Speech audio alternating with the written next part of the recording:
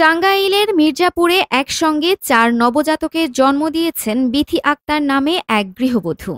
বৃহস্পতিবার ৪ সেপ্টেম্বর সকাল 11:30টার দিকে কুমুদিনী হাসপাতালে নরমাল অস্ত্রোপচারের মাধ্যমে ৪ সন্তান প্রসব করেন গৃহবধূ বিথি।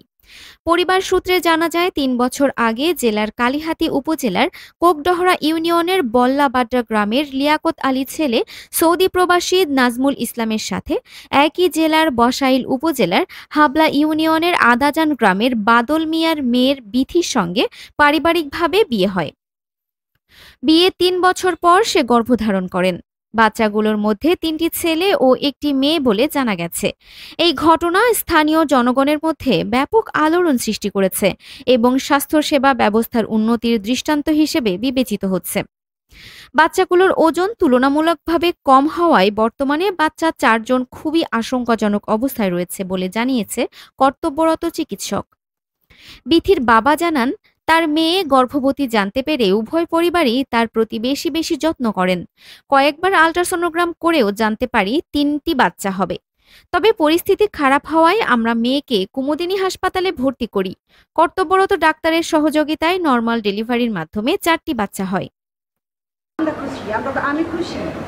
খুশি, আমার ফ্যামিলি খুশি, আমার যা আছে সবাই খুশি, আমরা খুশি।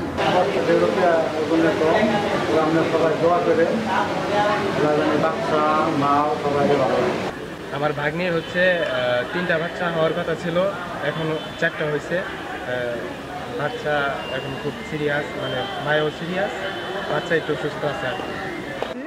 কিন্তু আমার ভাগ্নিটাও অসুস্থ এবং যে বাচ্চা ছেলেটা অসুস্থ, আমরা সবার কাছে আমি দোয়া পাচ্ছি। কুমুদিনী হাসপাতালের কর্তব্যরত চিকিৎসক ডাক্তার সুমা আক্তার জানান, বাচ্চাগুলোর ওজন কম হওয়ায় তাদের হাসপাতালের নিবিড় পরিচর্যা কেন্দ্রে চিকিৎসা দেওয়া হচ্ছে।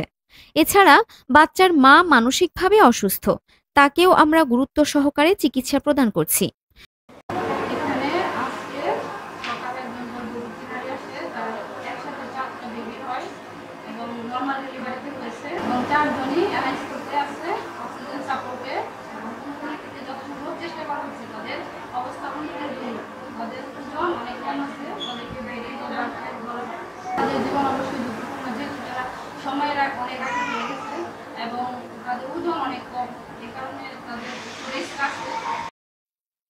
বাচ্চাগুলোর সুস্থতার জন্য সকলের নিকট দোয়া কামনা করেন পরিবারটি। Arifin Farha, CN Bangla news desk.